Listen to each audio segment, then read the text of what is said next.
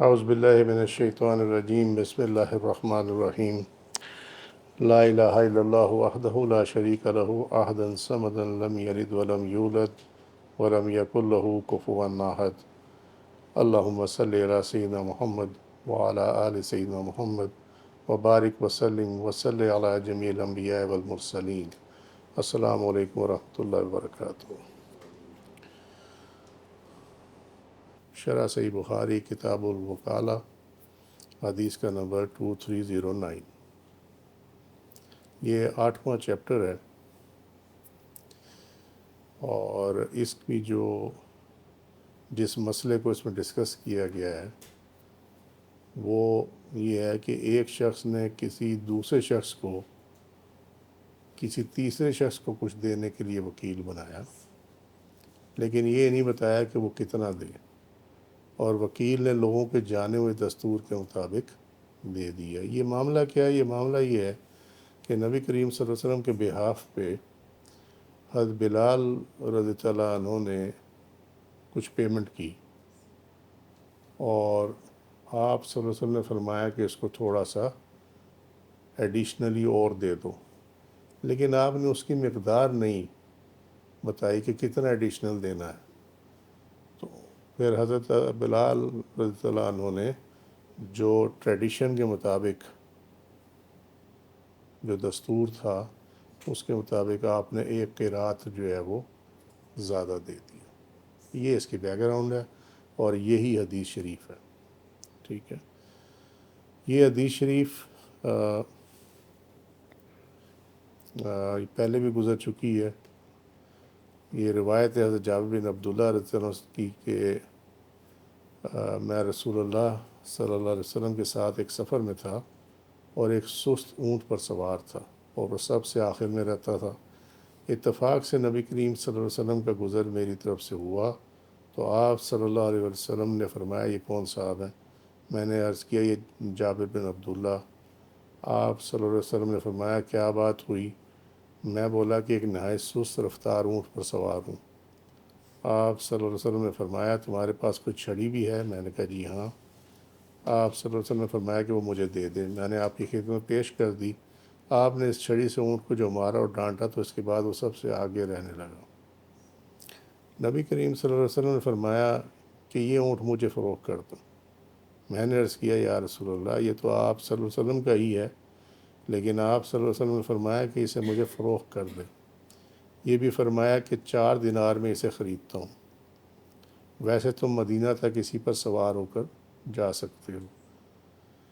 پھر جب مدینہ کے قریب ہم پہنچے تو میں جانے لگا۔ آپ صلی اللہ علیہ وسلم نے فرمایا کہ کہاں جا رہے ہو؟ میں نے عرض کیا کہ میں نے ایک بیوہ عورت سے شادی کر لی ہے۔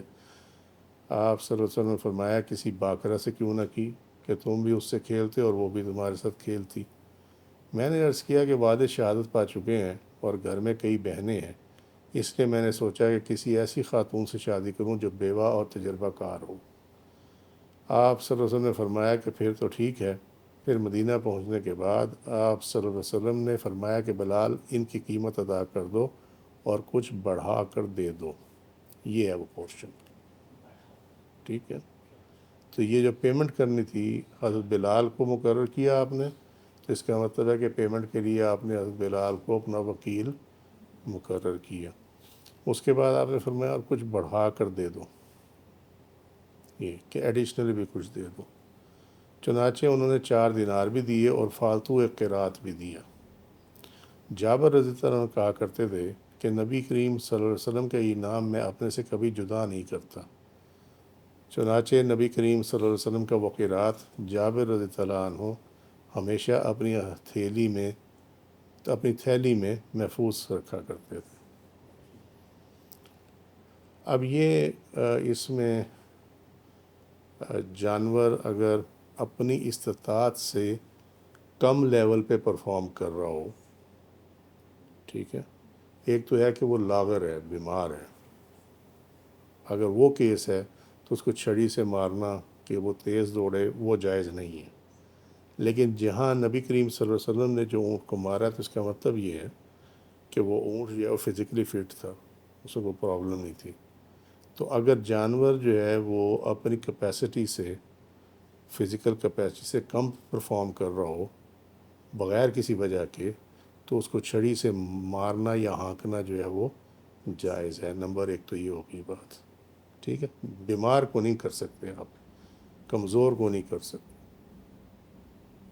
کلیئر ہو گئی بات۔ ہمارے ہاں تو وہ گھوڑا لگا ہونا چاہیے ٹانگے میں، اسے ماری جاتی، چاہے اسے چوٹ لگی ہو، زخم لگا ہو، کچھ ہو، لیکن وہ نہیں ہے، وہ الاؤڈ نہیں ہے۔ پھر آپ صلی اللہ علیہ وسلم نے وہ اونٹ خریدا، ٹھیک ہے، 4 دینار میں وہ خریدا، تو یہ بھی اس سے پتہ لگتا ہے کہ وہ بیمار نہیں تھا وہ اونٹ، ٹھیک ہے۔ اچھا، اس کے بعد انہوں نے کہا کہ میں نے ایک بیوہ عورت سے شادی کر لی ہے۔ آپ نے فرمایا کسی باقرہ سے کیوں نہیں کی؟ کیونکہ جو پیشن ہے وہ اگر ہسبینڈ اینڈ وائف کے درمیان نہ ہو تو یہ تعلق جو ہے یہ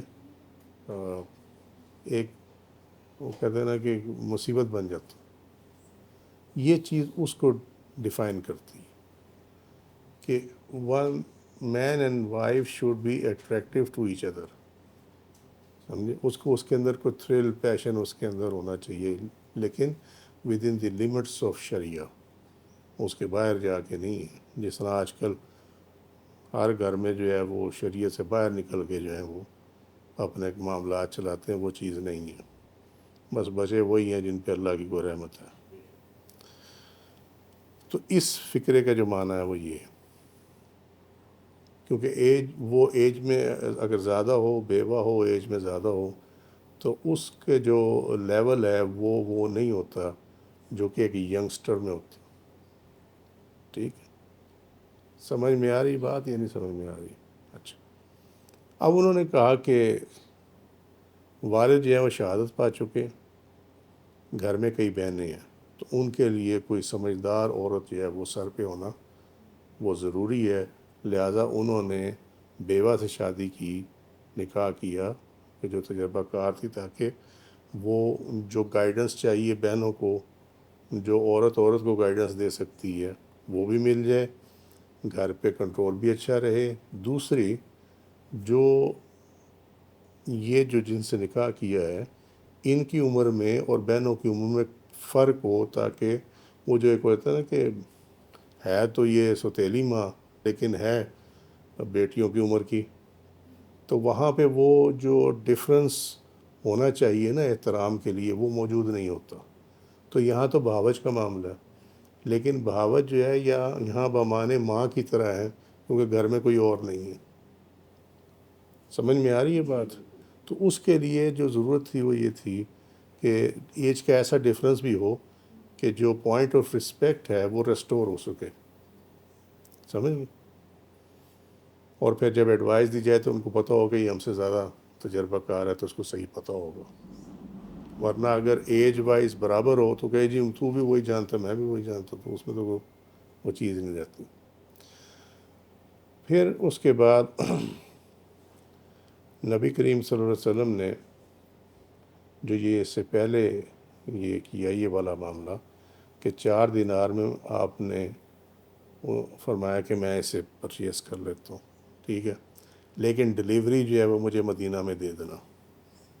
تو مدینہ تک جو ہے تم اس پہ سوار ہو کے جا، سودا طے کر دیا اور سوار ہو کر، اور جو ڈلیوری ہے وہ لی بعد میں۔ تو یہ ایک وہ ٹرانزیکشن بھی آ گئی کہ آپ ایک کانٹریکٹ کر لیتے ہیں، لیکن اس کی جو ایگزیکیوشن ہے کانٹریکٹ کی اس کو پینڈنگ کر دیتے ہیں، ٹھیک ہے۔ قیمت طے ہو گئی، پیمنٹ نہیں ہوئی، کیونکہ پیمنٹ جو ہے وہ حدیث بتا رہی ہے کہ مدینہ میں جا کے ہوئی ہے، ٹھیک ہے یا نہیں؟ ڈلیوری کے ٹائم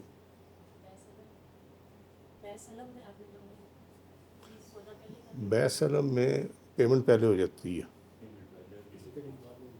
اس کی پیمنٹ بھی بعد میں ہوئی ہے۔ معنی یہ ہے کہ کانٹریکٹ ہو سکتا ہے، ڈیل ہو سکتی ہے، اس کی جو ایگزیکیوشن ہے اس پر ٹائم دیا جا سکتا ہے، اس کا لب لباب یہ ہے، ٹھیک۔ اچھا، اب چونکہ وہ نبی کریم صلی اللہ علیہ وسلم کا معاملہ تھا، لہذا اس میں ڈاؤن پیمنٹ وغیرہ کا کوئی کانسیپٹ ہو نہیں سکتا تھا. آپ صلی اللہ علیہ وسلم نے فرما دیا تو کسی صحابی میں اتنی وہ نہیں ضرورت تھی اور نہ ہونا چاہیے تھا ایسا کہ وہ آگے سے کہتا ہے جی مجھے ادھر کوئی بیانہ بھی کر دیں تاکہ مجھے تسلی رہے. وہ امت کے اندر معاملات میں ہے, وہ وہاں معاملے میں نہیں تھا. پھر مدینہ پہنچنے کے بعد آپ صلی اللہ علیہ وسلم نے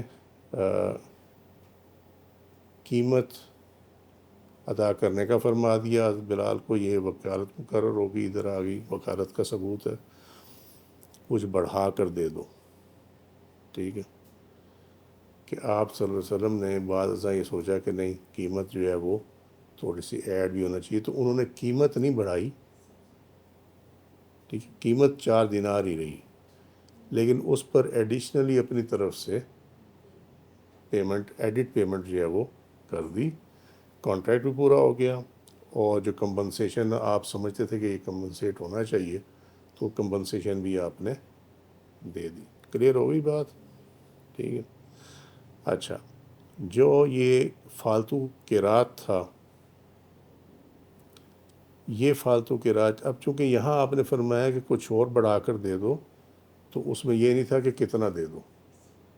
ہم نے اگر یہ عربی کے الفاظ میں جائیں تو وہ یہاں ہے جی, وزد ہوں یا بلال اقدہی, کہ اس کے جو معاملہ اس کو پورا کر دو, وزد ہوں اور اس پہ تھوڑا ایڈ کر دو. ٹھیک ہے, اس میں لیکن کہیں پہ بھی اماؤنٹ کا ذکر نہیں ہے. تو اماؤنٹ کا جب ذکر نہ ہو تو پھر جو رواج ہوتا ہے نا اس کے مطابق ہوتا. تو عرب میں یہ رواج اس ٹائم تھا کہ جب کوئی والنٹیرلی کسی کو کچھ دینا ہوتا تھا تو اس کی جو اماؤنٹ تھی وہ 1 قرات تھا. یہ سو وہ 1 قرات آپ نے ایڈیشنلی دے دیا, چونکہ اماؤنٹ مجہول تھی, ان نون تھی. کلیئر ہو گئی بات؟ اچھا, اور ادب کا جو قرینہ ہے وہ یہ ہے کہ حضرت جابر نے وہ خرچ کبھی نہیں کیا, بلکہ اس کو تبرکن جو ہے وہ برکت کے لیے اور ایک نشانی کے لیے, احسان کی نشانی کے لیے کہ نبی کریم صلی اللہ علیہ وسلم نے مجھ پہ یہ احسان و انعام فرمایا, اس کے لیے انہوں نے اس کو بطور سووینیر انہوں نے سنبھال کے رکھا اس کو. چیپٹر 9, یہ حدیث شریف جو ہے یہ بڑی امپورٹنٹ ہے. اور وکالت المرآتی الامام فی النکاح. ٹھیک ہے, اب جو اصول عربی میں اس کو پڑھنا چاہے وہ یہ ہے, وکالہ المرآ الامام فی النکاح.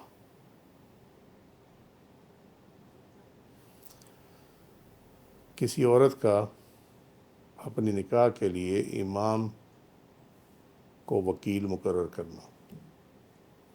امام کی ڈیفینیشنز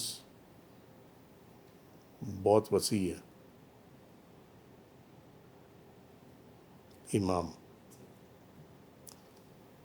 امام بیسیکلی اس کے لیے یوز ہوتا ہے جو آگے ہو. اس کی تو تم سمجھ آیا نا, بڑی نارمل سی چیز ہے. جس چیز کی نہیں سمجھ ہے نا وہ یہ ہے کہ یہ ہر معاملے میں جو آگے ہے اس کو امام کہا جاتا. سمجھے, جو اختیار میں آگے ہے وہ حکمران, سمجھے, وہ بھی امام کہلاتا. جو علم میں آگے ہے وہ بھی امام کہلاتا. ٹھیک ہے, کوئی جو ہے وہ اختیار میں آگے ہے وہ بھی امام کہلاتا. سو امام کا لفظ جو ہے وہ اگر آپ اس کو اردو میں سمجھنا چاہیں نا تو قائد سمجھتے ہو نا, قائد, ہر قائد کو امام کہا جاتا.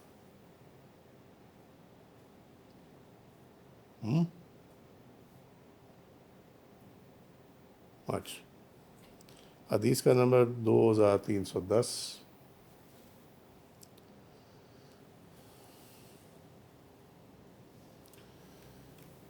یہ حضرت سعد بن سعد رضی اللہ عنہ کی روایت ہے. قال, انہوں نے بیان کیا, جاءت امرۃ الی رسول اللہ صلی اللہ علیہ وسلم. جاءت کہ آئی امراتن ایک عورت الی رسول اللہ صلی اللہ علیہ وسلم نبی کریم صلی اللہ علیہ وسلم کے پاس فقالت پھر کہنے لگی یا رسول اللہ صلی اللہ علیہ وسلم انی قد وہبت لک من نفسی کہ میں وہب دیتی ہوں لکا آپ کے لیے من نفسی اپنا نفس ٹھیک ہے ہاں ٹھیک ہو گئی تھی بات انی آئی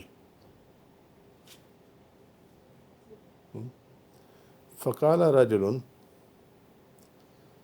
تو وہاں جو ایک شخص تھا اس نے کہا زوجنیہا کہ یہ میرے نکاح میں دے دیں میری زوج بنا دیں اس کو ہا جو ہے وہ مونس کے لیے قالا تو فرمایا کس نے فرمایا نبی کریم صلی اللہ علیہ وسلم نے قد زوجنا کہ تمہارے نکاح میں دیا کہا بما معک من القرآن قرآن کے حق مہر کے ساتھ تمہاری زوجیت میں دیا ٹھیک ہے اچھا یہ اب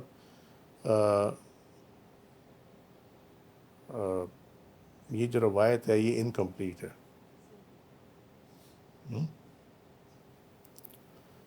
اس کی جو پوری تفصیل ہے وہ یہ صحیح مسلم کی روایت میں ہے اور اس روایت سے کافی سارے معاملات جو ہیں وہ عکس کافی مسائل جو ہیں وہ عکس کیے جاتے ہیں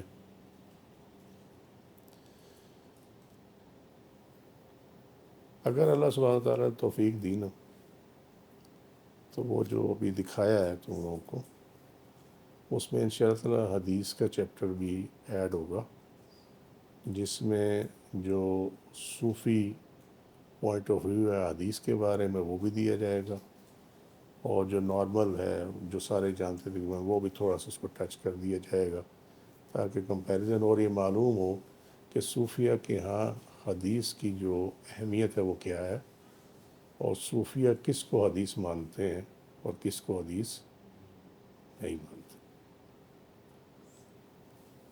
اور تمہیں اس میں انشاءاللہ تعالیٰ یہ سن کے بہت حیرانی ہوگی اور کئی تو مانیں گے نہیں اس چیز کو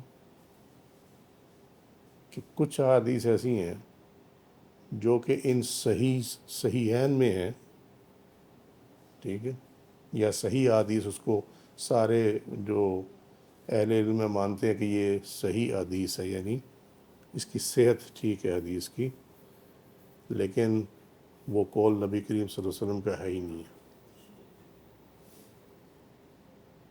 سمجھے آپ سب فرماتے ہیں میں نے کہا ہی نہیں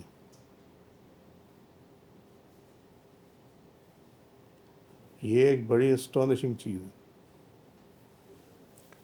اور جو فقہاء ہیں اور جو محدثین ہیں وہ اس پہ عمل بھی کیے بیٹھے ہیں اور وہ چل بھی رہے ہیں کیونکہ ان کا جو دروازہ ہے وہ باطن کا وہ بند ہے ان کے سامنے تو جو عبارت آتی ہے وہ آتی ہے وہ اسی کو لے لیتے ہیں بات ختم ہو گئی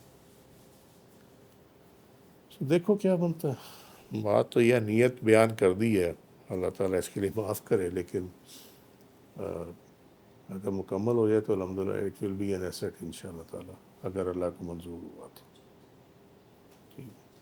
اچھا اس کی تفصیل جو ہے وہ صحیح مسلم کی یہ ہے کہ ابو حازم نے حضرت سہل بن سعدی رضی اللہ عنہ سے روایت کیا کہ ایک خاتون نبی کریم صلی اللہ علیہ وسلم کی خدمت میں حاضر ہوئی اور عرض کیا اللہ کے رسول صلی اللہ علیہ وسلم میں اپنی ذات آپ کو حبہ کرنے کے لیے حاضر ہوئی وہی جو پروی الفاظ تھے انی قد وہبت لک من نفسی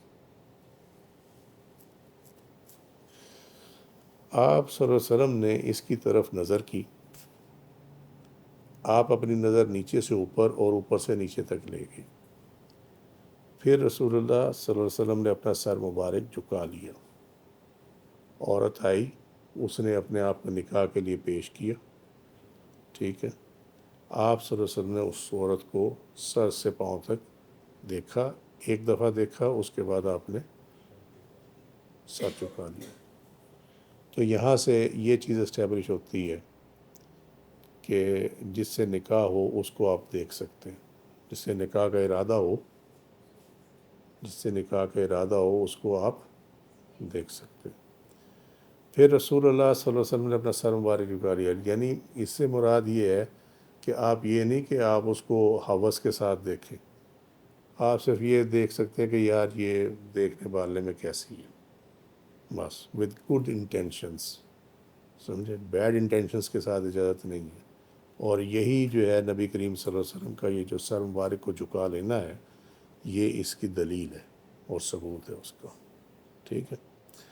جب عورت نے دیکھا کہ آپ نے اس کے بارے میں کوئی فیصلہ نہیں کیا تو وہ بیٹھ گئی، کیونکہ سر جھکا لیا، آپ کی رضا میں نہیں تھا نکاح کرنا، تو آپ نے بجائے اس کے کہ اسٹریٹ اوے جواب دے دیتے ہیں، تو آپ نے خاموشی اختیار کی۔ یہاں سے یہ معلوم ہوتا ہے کہ اگر آپ کی نکاح کی خواہش نہیں ہے تو آپ اس کو خراب مت کرو یا اس کو بے عزت مت کرو، بلکہ آپ جو ہے وہ خاموشی اختیار کرو۔ یہ ایک اور مسئلہ اس میں سے نکل آیا، ٹھیک ہے۔ جب عورت نے دیکھا کہ کوئی جواب نہیں ہے تو وہ بیٹھ گئی۔ اس پر آپ کے صحابہ میں سے ایک آدمی کھڑا ہوا اور عرض کی، جو اوپر یہ حدیث شریف میں یہ فقال رجل، ٹھیک ہے، یہ وہی آدمی ہے جو نیچے کیا کہا، زوجنیہا، کہ اے اللہ کے رسول صلی اللہ علیہ وسلم اگر آپ کو اس کی ضرورت نہیں تو اس کی شادی میرے ساتھ کر دیں، یہ والا لفظ ہے زوجنیہا۔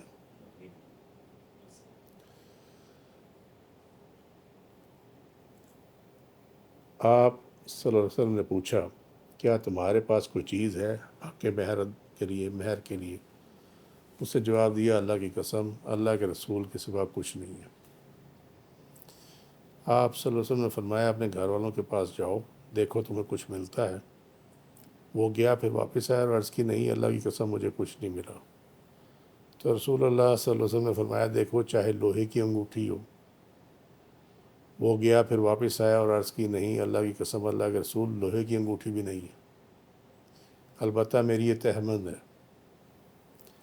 سال نے کہا اس کے پاس کندھے کی چادر بھی نہیں تھی، یعنی صرف تہمد ہی بندھی ہوئی تھی، اوپر بھی کچھ نہیں تھا۔ اس میں سے آدھی بطور مہر اس کے لیے ہے۔ نبی کریم صلی اللہ علیہ وسلم نے فرمایا وہ تمہارے تہمت کا کیا کرے گی؟ اگر تم اسے پہنو گے تو اس کے جسم پر اس میں سے کچھ نہیں ہوگا، اور اگر وہ پہنے گی تو پھر تم پر کچھ نہیں ہوگا، ٹھیک ہے، ایک ہی پہن سکے گا نا۔ اچھا، اس پر وہ آدمی بیٹھ گیا۔ اسے بیٹھے ہوئے لمبا وقت ہو گیا تو وہ کھڑا ہو گیا جانے کے لیے۔ نبی کریم صلی اللہ علیہ وسلم نے اسے پیٹھ پھیر کر جاتے ہوئے دیکھ لیا۔ آپ نے اس کے بارے میں حکم دیا تو اسے آپ صلی اللہ علیہ وسلم کے لیے بلا لیا گیا، یعنی آپ نے حکم دیا کہ اس کو بلا لو وہاں سے واپس۔ جب وہ آیا تو آپ صلی اللہ علیہ وسلم نے فرمایا تمہارے پاس قرآن کتنا ہے؟ دیٹ مینس کہ تمہیں کتنا قرآن جو ہے وہ یاد ہے؟ اس نے عرض کی میرے پاس فلاں فلاں صورت ہے، یعنی فلاں فلاں صورتیں مجھے یاد ہیں۔ تو آپ نے پوچھا تم انہیں زبانی پڑھتے ہو، کہ مطلب بغیر دیکھے پڑھ سکتے ہو اس کو؟ تو اس نے عرض کی جی ہاں۔ آپ صلی اللہ علیہ وسلم فرمایا جاؤ تمہیں جتنا قرآن یاد ہے اس کے عوض تمہیں اس کا مالک یعنی خامند بنا دیا گیا، ٹھیک ہے۔ اچھا، اب یہ معاملہ کیا ہے کہ یاد تو اسے ہے،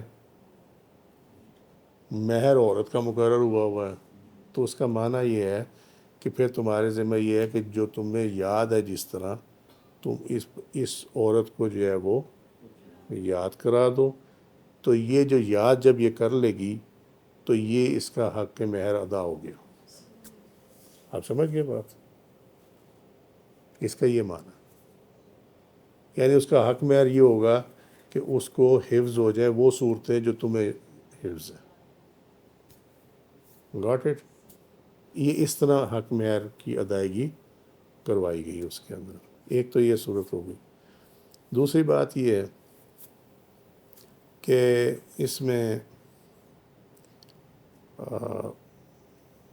جب انہوں نے یہ دیکھا اس صاحب نے کہ نبی کریم صلی اللہ علیہ وسلم راضی نہیں رکھتے نکاح کرنے کے لیے، تو اس پہ اپنی آفر دینا نکاح کے لیے یہ صحابہ کے لیے جائز تھا، لیکن نبی کریم صلی اللہ علیہ وسلم کی کسی زوجہ کے ساتھ نکاح کرنا جو ہے وہ جائز نہیں تھا.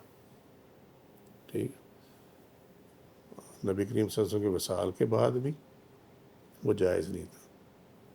وجہ اس کی یہ ہے کہ جب نبی کریم صلی اللہ علیہ وسلم کے نکاح میں کوئی خاتون آ گئیں تو وہ امت کی ماں ہوتی ہے، اور ماں کے ساتھ نکاح نہیں ہو سکتا. یہ ایک بات ہے، اور دوسرے بھی اس کے اندر مسائل ہیں، لیکن عام بندے کے لیے سمجھنے کے لیے اتنا ہی کافی.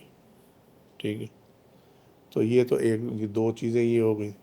اس کے بعد جو اب پہلی جو سب سے اوپر والی چیز ہے وہ یہ ہے کہ میں اپنی ذات کو ہبہ کرنے کے لیے حاضر ہوئی ہوں. یعنی کوئی بھی عورت جو ہے وہ اگر کسی سے نکاح کرنا چاہے تو اس کو آفر کر سکتی ہے کہ میں تو اس سے نکاح کرنا چاہتی ہوں. ایک تو یہ چیز ہوگی، لیکن اس کے اندر ہبہ کا لفظ ہے. ہبہ کی بھی تفصیل بھی دیتے ہیں تھوڑی سی، لیکن ٹو سٹارٹ ود یہ ہے کہ ہبہ اگر نکاح کے لیے ہبہ ہو تو دیٹ مینس وداؤٹ مہر. سمجھ؟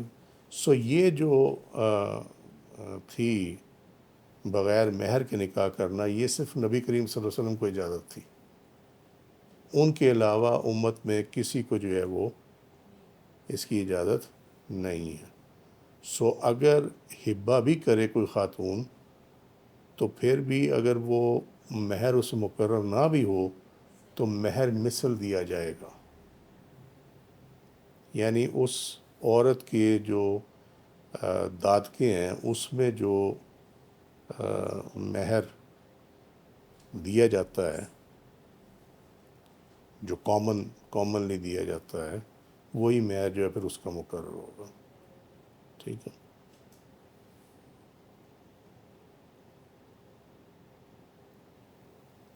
ایک اس پہ جو معاملہ ہے وہ یہ ہے لوہے کی انگوٹھی.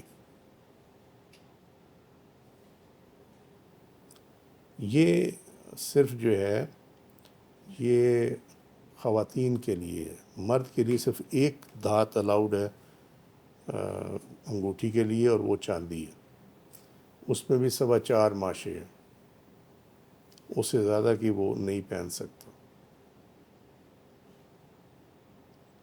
نگینہ جو ہے یہ کسی خاتون کا نام نہیں ہے نگینہ. انگوٹھی کا جو نگینہ ہے اس کے ویٹ کی کوئی ابھی تک مجھے نظر نہیں آئی. اگر کوئی نظر آئی حدیث تو میں وہ بھی بیان انشاءاللہ کر دوں گا، لیکن اس کی کوئی لمٹ نہیں ہے. مگر جس کیس میں اس نے آنا ہے نا، رنگ میں آنا ہے اس نے، وہ رنگ جو ہے وہ 4.25 ماشے یا 4.5 ماشے سے زیادہ وہ نہیں ہونی چاہیے. یہ حدیث شریف میں ہم دیکھتے ہیں کہ بڑی بڑی موٹی انگوٹھیاں پہنی ہوتی ہیں لوگوں نے. پھر اس کے بعد اگر کہو کہ یہ حدیث کے خلاف ہے، وہ کہتے نہیں وہ ضعیف حدیث ہے. بس ضعیف حدیث کیا ہوتی ہے؟ نبی کریم صلی اللہ علیہ وسلم کا قول مبارک ہے، بات ختم ہو گئی. سمجھے؟ اور ٹھیک ہے.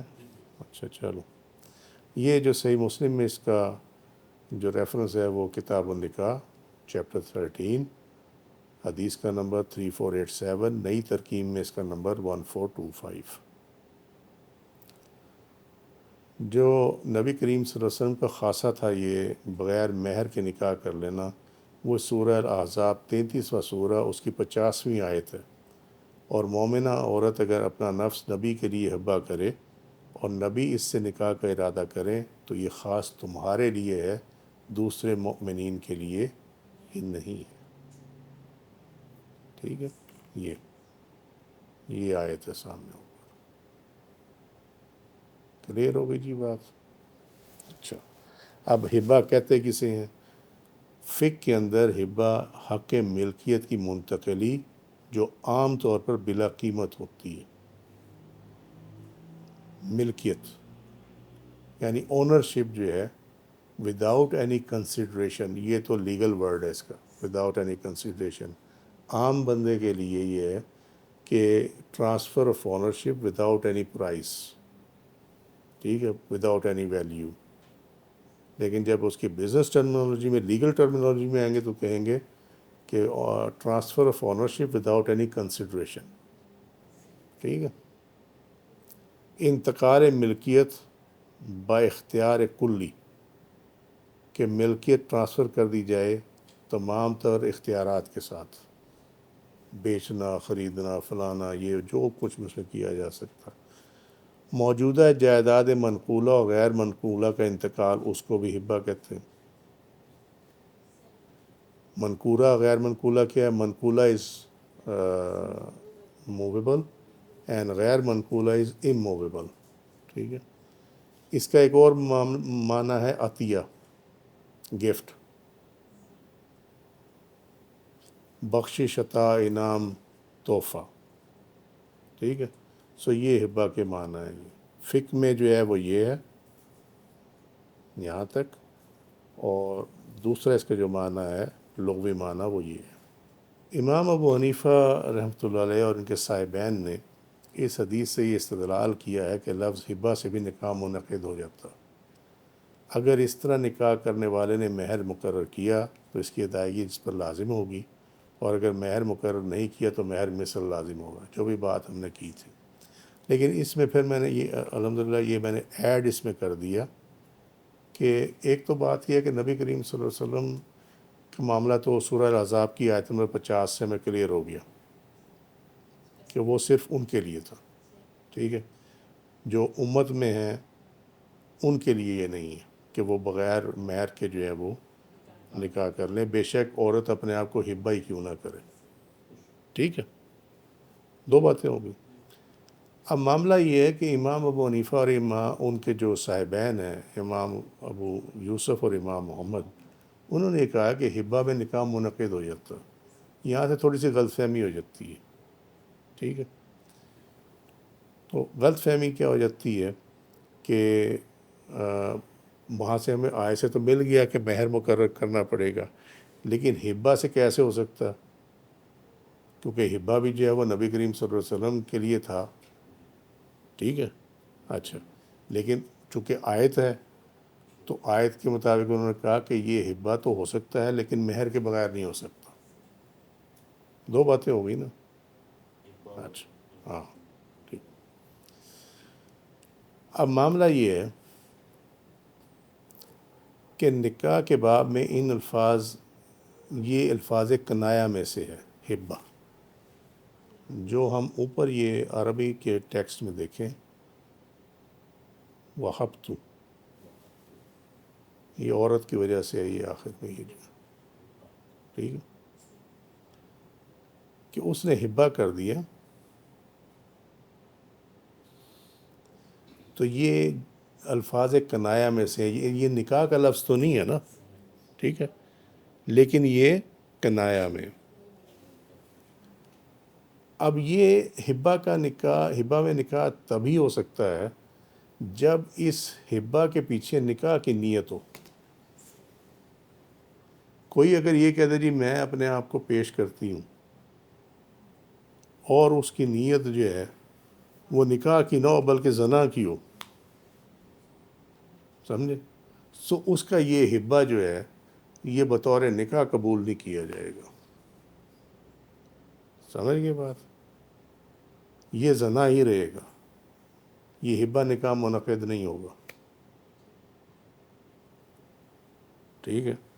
یا اسی طرح اگر کوئی باپ اپنی بیٹی سے متعلق یہ کہے کسی کو کہ بھی میں نے اپنی بیٹی جو ہے وہ تمہیں ہبہ کر دی، اور وہ کہے جی ٹھیک ہے میں نے قبول کر لی.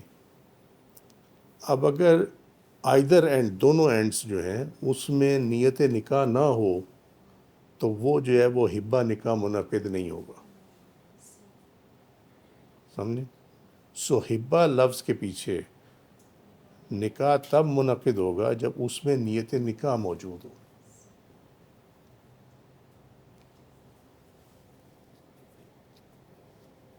سمجھ گئے بات؟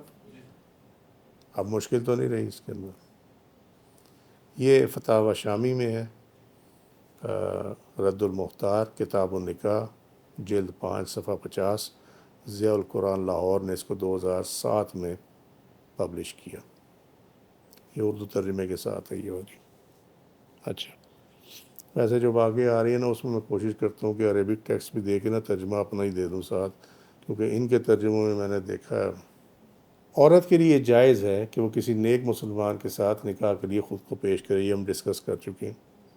اگر مسلمان کو ضرورت نہ ہو تو فوراً منع کرنے سے کر کے اس عورت کو، یعنی اگر ضرورت نہ ہو تو فوراً منع کر کے اس عورت کو شرمندہ نہ کرے بلکہ خاموش رہے. یہ دوسرا پوائنٹ ہم ڈسکس کر چکے ہیں. جس نے اپنا آپ نبی صلی اللہ علیہ وسلم کے لیے ہبہ کیا اس کو نکاح کی پیشکش کرنا دوسروں کے لیے جائز تھا، یہ بھی ہم ڈسکس کر چکے ہیں. ولی اور حاکم کے لیے جائز ہے کہ وہ کسی عورت کا تنگ دست سے نکاح کر دے بشرط یہ کہ وہ راضی ہو. یہ نبی کریم صلی اللہ علیہ وسلم نے اس کا نکاح، آپ نے فرمایا نا کہ جو تمہیں قرآن یاد ہے اس کے عوض جو ہے ہم نے یہ تجھے اس کو تجھے زوجیت میں دے دیا. یہی ہے نا اس حدیث. ٹھیک ہے، تو چونکہ آپ اس ٹائم حاکم بھی تھے تو اس لیے یہ یہاں یہ آ گیا اس حدیث کی وجہ سے کہ اگر حاکم چاہے تو وہ کسی تنگ دست سے بھی کسی کا نکاح کر سکتا ہے. لیکن میں تمہیں ایک بات بتا دوں، یہ آج کل کے حکمران پہ یہ اپلائی نہیں کرتا، کیونکہ آج کا حکمران جو ہے وہ بے انصاف ہے، سمجھے، خود غرض ہے. جہاں یہ اپلائی کیا جا سکتا ہے وہ ہے کورٹس، فیملی کورٹس، کہ جہاں جو کورٹ میرج نہیں ہوتی. تو یہ حدیث جو ہے یہ فائدہ دیتی ہے کہ اس کے اسٹرینتھ پہ جو کورٹ میرجز ہیں وہ جسٹیفائبل ہے. ٹھیک.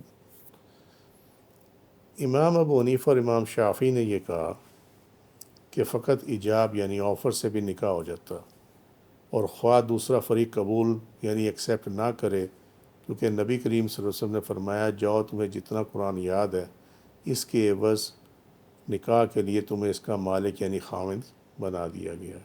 ٹھیک ہے. انہوں نے کہا یہ اس میں کہیں ایکسیپٹنس نہیں تھی عورت کی، مرد کی تو تھی کہ اس نے کہا تھا جی میرے نکاح میں دے دیں. ٹھیک ہے.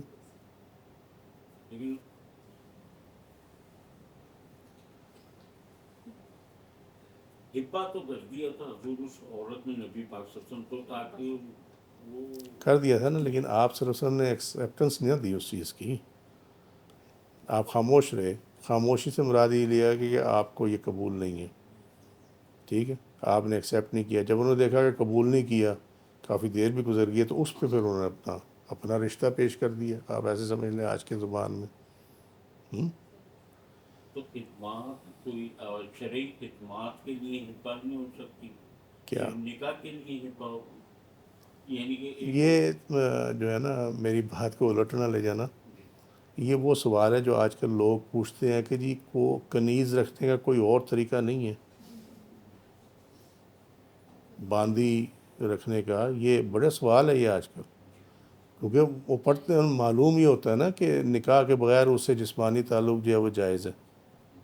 تو وہ کہتے ہیں کہ جی یہ کوئی طریقہ نہیں ہے کہ وہ باندھی بندہ رکھ لے تو گھر کے کام کاج کے لیے کام بھی چلتا رہے، گھر کا اپنا بھی کام چلتا رہے، سمجھے. تو وہ ایسی کوئی چیز نہیں ہے. اور وہ ہمارے یہاں جو ہے نا کئی بلکہ اکثر چیزیں جو ہیں وہ شرع کے خلاف ہیں، سمجھے. ہمارے ہاں وہ پیر خانوں پہ چھوڑ جاتے ہیں جی آپ کی خدمت کے لیے چھوڑ کے جا رہے ہیں. یہی ہے نا کانسیپٹ. ٹھیک ہے نا، یہی ہے نا. جی ہاں، آپ جواب سن لیں اس کا. یہ تبلیغی جماعت میں تو یہی اکثر یہی ہوتا ہے. سوال ہی نہیں پیدا ہوتا، آؤٹ آف کوشچن ہے.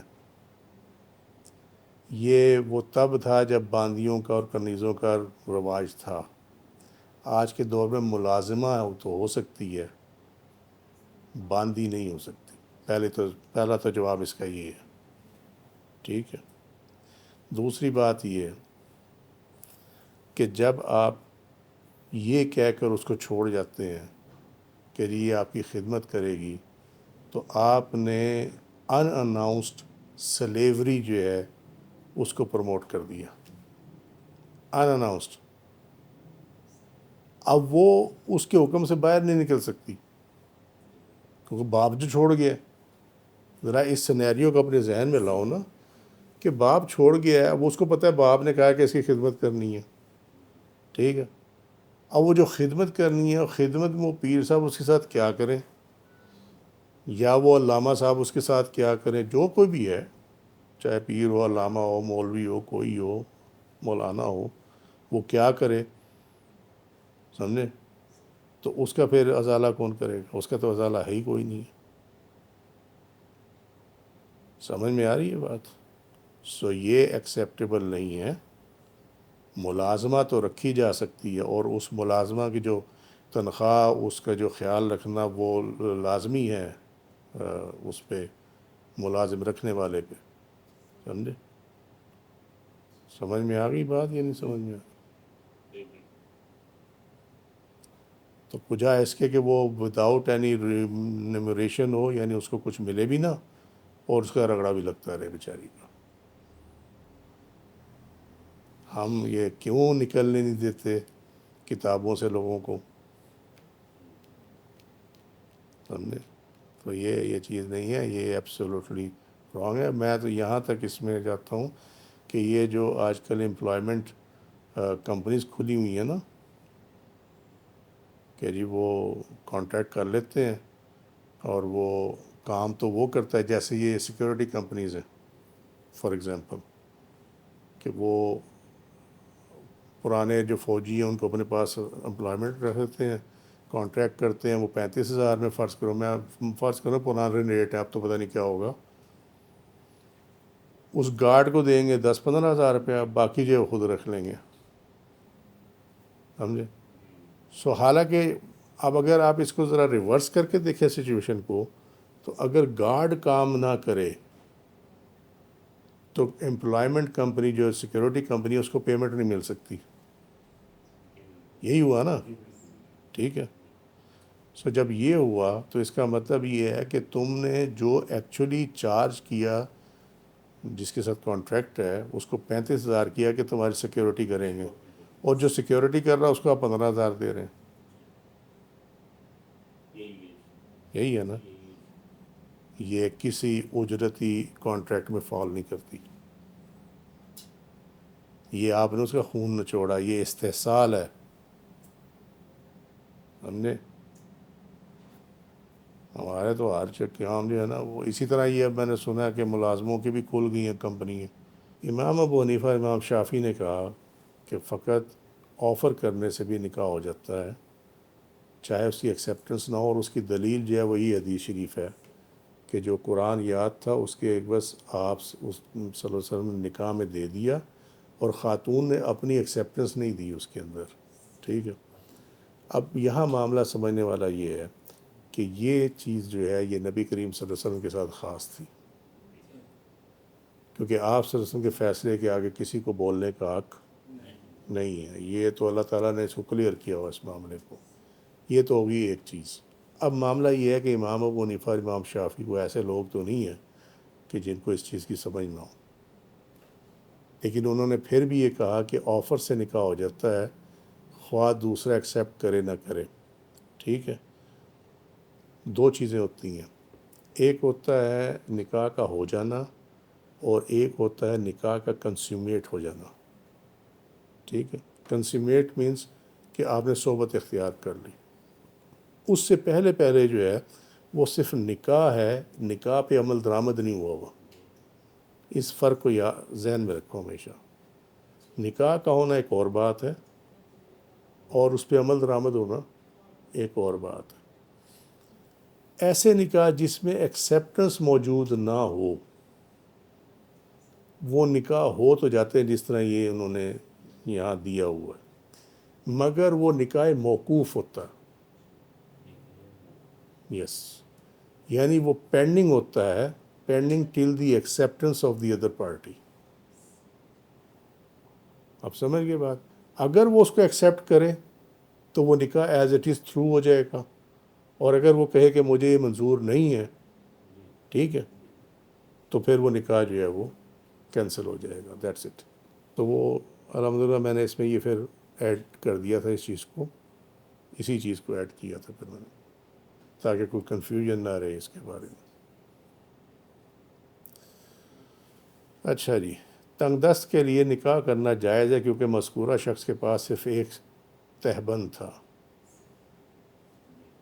ذرا آج جو ہے نا وہ کسی کو مہر پیش کرو نا کہ یہ مہر میرے دھوتی جو ہے تیرا مہر ہے، وہ اگر اس کے 2 کر کے نا تیرے اوپر واپس پھینک دے گی.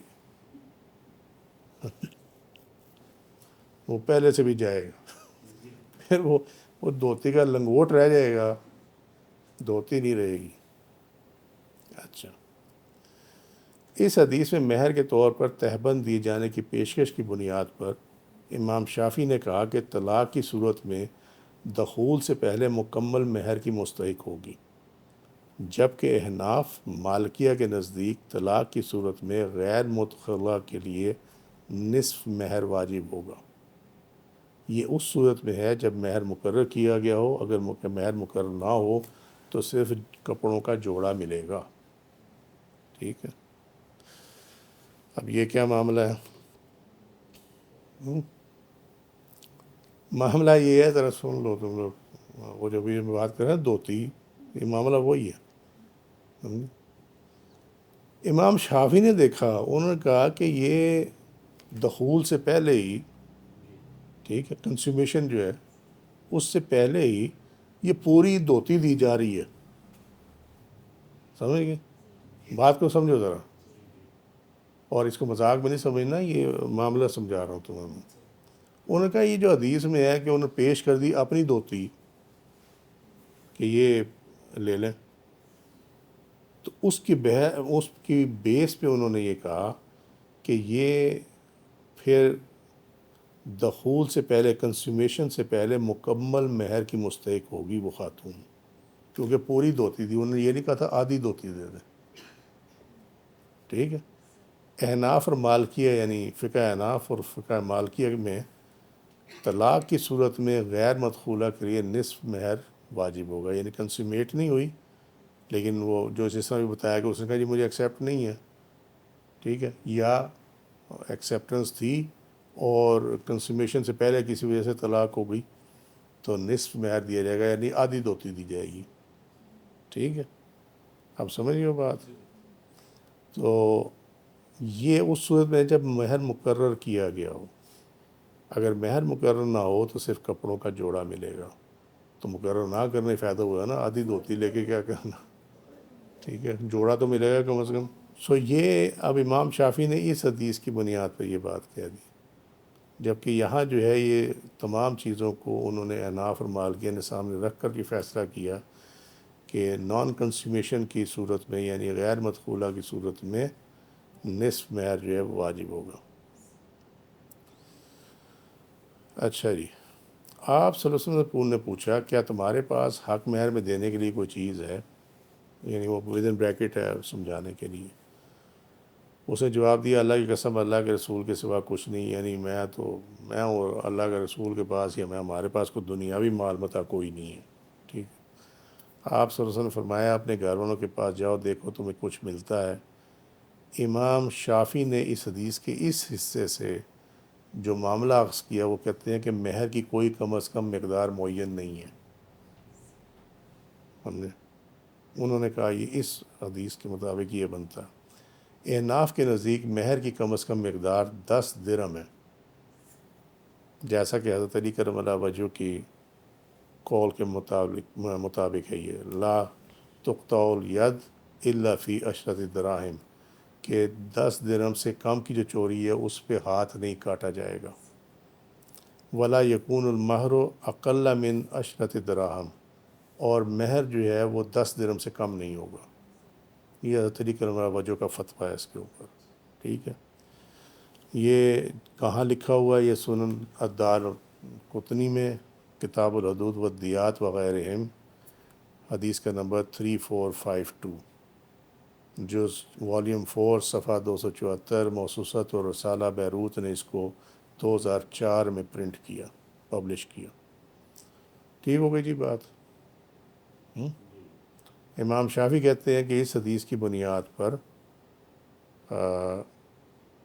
یہ کہا جائے گا کہ مہر کی کوئی کم از کم مقدار معین نہیں ہے۔ ٹھیک ہے، اچھا، اب یہ اچھا ہوا ذرا رک گیا میں، الحمدللہ اچھا ہو گیا۔ لیکن اگر آپ یہ دیکھیں کہ یہ حدیث نبی کریم صلی اللہ علیہ وسلم کی ہے، ٹھیک ہے، واقعہ آپ صلی اللہ علیہ وسلم کا ہی ہے، یہ جو ہم نے حدیث پڑھی ہے جس کو ہم ڈسکس کر رہے ہیں، لیکن جس چیز کو بیس بنایا گیا ہے احناف نے، وہ حضرت علی کرم اللہ وجہ کا قول ہے۔ عام بندہ یہ سوچے کہ نبی کریم صلی اللہ علیہ وسلم کے معاملے کے آگے حضرت علی کرم اللہ وجہ کا معاملہ تو کوئی حیثیت نہیں رکھتا نا، درجے کے حساب سے اگر آپ دیکھیں، ٹھیک ہے۔ تو احناف کو کیا پڑی کہ یہ اس کو ایکسیپٹ کر لیا اور اوپر والے واقعے کو انہوں نے ایکسیپٹ نہیں کیا۔ وجہ سمجھے، وجہ یہ ہے اس کی، اب اس کو کلیئر ہو جائے گا انشاءاللہ تعالی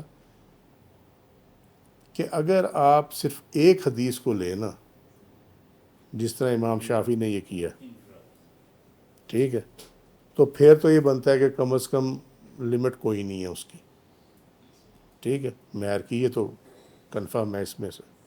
مگر معاملہ یہ ہم یہ دیکھتے ہیں کہ نبی کریم صلی اللہ علیہ وسلم نے اپنی بیٹیوں کا جو رکھا مہر، وہ بھی آپ نے مقرر کیا، ٹھیک ہے، 500 کیا۔ آپ کی جو ازواج مطہرہ تھیں ان کا بھی آپ نے مہر مقرر کیا، ٹھیک ہے، ٹھیک ہوگی بات۔ سو ہمیں مہر کے مقرر ہونے کا ثبوت آپ صلی اللہ علیہ وسلم کی سنت مبارکہ میں جا بجا ملتا ہے، ٹھیک ہے۔ اور وہاں پہ جو ہے نمبر ایک کہ ہم نے دیکھا کہ کچھ مہر ایسے ہیں جن سے نیچے اماؤنٹ ایکسیپٹ نہیں کی گئی، اس کے اوپر یا اتنی لیول کی اماؤنٹ مقرر ہوئی، ٹھیک ہے، جس طرح بیٹیوں کے مہر آپ نے مقرر کیے۔ سمجھ میں آ رہی بات؟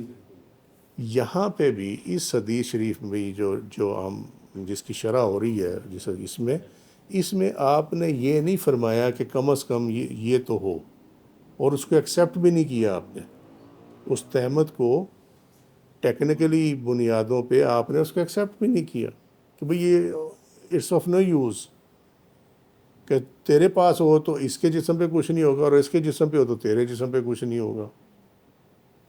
توجہ، سمجھ میں آ رہی بات؟ تو اب یہاں پہ آ گیا کنفیوژن یہ آ گیا کہ اس کو لیں یا اس کو لیں۔ تو جب یہ پوزیشن آ جاتی ہے، ٹھیک ہے، تو ہمیشہ فقہا یہ کرتے ہیں کہ جو نبی کریم صلی اللہ علیہ وسلم کے کلوز ترین صحابہ ہیں نا، ان کے جو اقوال ہیں اس میں دیکھا جائے کہ اس کے متعلق انہوں نے کیا فیصلہ دیا ہوگا، کیونکہ ان کا جو فیصلہ ہے وہ نبی کریم صلی اللہ علیہ وسلم کی ہدایات سے باہر نہیں ہو سکتا۔ سمجھ گئے؟ اب اس کی وجہ کیا ہے؟ اس کی وجہ یہ ہے کہ ہم تم صرف عبارت پڑھ رہے ہیں حدیث کے اندر، ان حضرات نے نبی کریم صلی اللہ علیہ وسلم کو دیکھا، سنا، اس واقعے میں بیٹھے ہوئے تھے، جو سراؤنڈنگز تھیں، جو آپ صلی اللہ علیہ وسلم کا مزاج مبارک تھا، جس انداز میں آپ صلی اللہ علیہ وسلم نے وہ بات فرمائی، وہ سب ان کی آنکھوں کے سامنے تھا۔ لہٰذا وہ بیٹر جج تھے اس چیز کے کہ نبی کریم صلی اللہ علیہ وسلم کی مراد کیا ہے۔ سمجھے؟ ہم الفاظ سے اس پہ نہیں پہنچ سکتے، جو کہ وہ شخص جو وہاں پہ موجود تھا اور اس نے سارا کچھ اپنی آنکھوں سے دیکھا، وہ زیادہ سمجھ سکتا ہے بجائے اس کے کہ جس نے صرف کتاب میں پڑھا کہ نبی کریم صلی اللہ علیہ وسلم نے یہ فرمایا۔ سمجھ گئے بات کو؟ ٹھیک ہے۔ سو اس بنیاد پہ جو فقہ احناف ہے وہ یہ کرتے ہیں کہ جس معاملے میں اس طرح کی کنفیوژن ہو، اس میں وہ دیکھتے ہیں کہ جو لیڈنگ صحابہ جن کو فقہ کا علم حاصل تھا، فقہ الدین کا علم حاصل تھا، وہ اس کے بارے میں کیا کہتے ہیں۔ اس کے بارے میں حضرت علی کرم اللہ وجہ کا جو قول ملا وہ یہ تھا. آپ سمجھے بات؟ سو اناف نے اس کو اڈاپٹ کیا کیونکہ یہ پاسبل نہیں ہے کہ حضرت علی کرم اللہ وجہ نبی کریم صلی اللہ علیہ وسلم کی طرف سے جو ہدایات ہیں اس کے خلاف کوئی بات کر دیں گے. ٹھیک ہے، تو کم سے کم مہر کے بارے میں جو ڈپینڈیبل کریڈیبل جو فتویٰ ملا وہ حضرت علی کرم اللہ وجہ کا تھا، اس لیے اس کو اڈاپٹ کر لیا گیا. میں وہی بتا رہا ہوں نا کہ یہ نبی کریم صلی اللہ علیہ وسلم کے لیے تھا کہ آپ بغیر مہر کے بھی نکاح کر سکتے تھے، امت کے لیے نہیں ہے.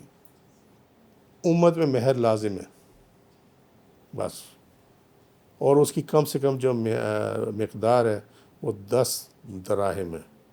اور یہ 10 دراہم آج کے نہیں ہیں، یہ 10 درہم اس ٹائم جو چاندی کا وزن بنتا تھا 10 درہم کا، وہ چاندی کا جو آج کا ریٹ ہوگا اس کے مطابق ہوگا. ٹھیک ہے، میں سپوز کروں، مجھے ابھی سے ذہن میں نہیں ہے، میں نے پڑھا تو ہے ہم نے لیکن وہ پڑھایا بھی ہے تمہیں، میرے ذہن میں نہیں ہے. میں سپوز کر لیتا ہوں کہ ایک گرام کا وہ اگر درہم ہے، ٹھیک ہے، تو 10 درہم جو ہے وہ 10 گرام کے ہو گئے، تو 10 گرام چاندی جو ہے وہ اس کے جو آج کا ریٹ ہے وہ کم از کم مہر ہوگا. یہ بات اب وہ دیکھنا یہ ہے کہ اس کی ایگزیکٹ ویٹ کیا تھا اس ٹائم پہ، اس کے مطابق یہ نکل آئے گا. بس مثال میں نے دے دی ہے سمجھانے کے لیے. نبی کریم صلی اللہ علیہ وسلم نے فرمایا دیکھو چاہے لوہے کی انگوٹھی ہو. امام شافعی نے حدیث کے اس سے کیا استدلال کیا اس سے کہ لوہے کی انگوٹھی پہننا جائز ہے. وہ منگوائی کس کے لیے تھی؟ عورت کے لیے منگوائی تھی. وہ گھر جا کے دیکھو کہ لوہے کی انگوٹھی ہو، تو امام شافعی نے کہا کہ بس ٹھیک ہے بس جائز ہے. احناف کے نزدیک یہ جائز نہیں ہے، کیونکہ ایک شخص نبی کریم صلی اللہ علیہ وسلم کی خدمت میں حاضر ہوا اور پیتل کی انگوٹھی پہنے ہوئے تھا. آپ صلی اللہ علیہ وسلم نے اس سے فرمایا کیا بات ہے، میں تجھ سے بتوں کی بدبو محسوس کر رہا ہوں. تو اس نے اپنی انگوٹھی پھینک دی، پھر لوہے کی انگوٹھی پہن کر آیا. آپ صلی اللہ علیہ وسلم نے فرمایا کیا بات ہے، میں تجھے جہنمیوں کا زیور پہنے ہوئے دیکھتا ہوں. تو اس نے پھر اپنی انگوٹھی پھینک دی اور عرض کیا اللہ کے رسول صلی اللہ علیہ وسلم پھر کس چیز کی انگوٹھی بنواؤں؟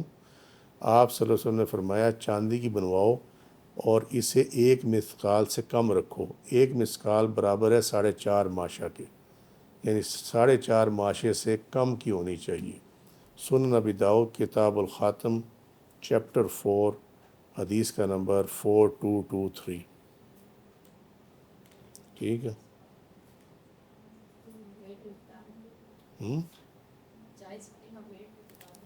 ہاں اچھا، اب ذرا تھوڑا سا ہم اس کو پرابیبلٹی کی بات کرتے ہیں، امکانات کی. ٹھیک ہے، کیونکہ اس میں تمہیں کچھ چیز اور سمجھنے کو مل جائے گی. وہ ویسے تو اللہ اور اس کے رسول بہتر جانے نا یہ کیا معاملہ ہے. ہم تو اس کے جو ظاہر پہ وہ یہ ہے کہ بس چاندی کی اجازت ہے اور 4.5 ماشے سے کم کی، بات ختم ہو گئی. یہ مرد کے لیے، عورت کے لیے نہیں ہے یہ. ٹھیک ہے، عورت کے لیے سونا پہننا جائز ہے، وہ کوئی مسئلہ نہیں ہے. آپ نے فرمایا میں تجھ سے بتوں کی بدبو محسوس کرتا ہوں. اس سے ایک چیز سمجھ میں آتی ہے کہ جو اس نے پیتل کی انگوٹھی پہنی ہوئی تھی نا، یہ کسی بت پہ چڑھا ہوگا، سمجھے؟ اور وہ جو چڑھا نا، تو جہاں وہ جو بیٹھا ہوا تھا نا وہاں جو ان کا پروہت وغیرہ جو بھی تھا، اس نے وہ مارکیٹ میں پیتل بیچ دیا. سمجھ گئے؟ تو وہ جب آیا اور آپ صلی اللہ علیہ وسلم کے سامنے آیا، تو آپ صلی اللہ علیہ وسلم سے زیادہ تو مخلوق میں کوئی صاحب علم کوئی نہیں ہے نا، ظاہر اور باطن کا. تو آپ کو اللہ کے قسم معلوم ہو گیا کہ یہ بت پہ چڑھا ہوا آیا. ٹھیک ہے، کیونکہ آپ نے فرمایا بتوں کی بدبو محسوس کر رہا ہوں. بھائی پتل کا بتوں کے ساتھ کیا تعلق ہے؟ آپ سمجھ میں آ رہی اس بات کو؟ ٹھیک ہے، تو یہ اس کا یہاں سے جو ہمیں سمجھ آتی ہے وہ یہ آتی ہے کہ یہ جو ہمارے بڑے تھے نا، وہ کہتے ہوتے تھے کہ یہ بڑے کا گوشت نہیں کھانا، یا بڑے کے گوشت پہ ختم نہیں دینا، ختم شریف نہیں دینا. ٹھیک ہے، وہ کیوں کہتے تھے؟ وہ تمہیں یہاں سے سمجھ میں آئے گی. وہ اس لیے کہتے تھے کہ یہ امکانات میں سے ہے، کیونکہ اس ٹائم تو ہندو مسلم سارے اکٹھے تھے نا، انڈیا یونائٹڈ انڈیا تھا، کہ ہو سکتا ہے کہ یہ وہ جانور ہو جو کسی نے رام کے نام پہ یا کسی نے گنیش کے نام پہ ہندو دیوتا کے نام پہ کسی مندر میں چڑھاوا دے دیا ہو، اور وہ جو وہاں بیٹھے ہیں ان کے وہ پیٹ نکال کے انہوں نے وہ جانور مارکیٹ میں سیل کر دیا. سمجھے؟ اب جب وہ ایک کسی غیر اللہ کے نام سے منسوب ہو کر وہ چڑھاوا چڑھ گیا، اس پہ اب اللہ کا نام لے کر وہ اللہ کی راہ میں نہیں دیا جا سکتا، اس وجہ سے بڑے گوشت کے اوپر ختم نہیں دیا جاتا تھا. اب سمجھ میں آئی بات؟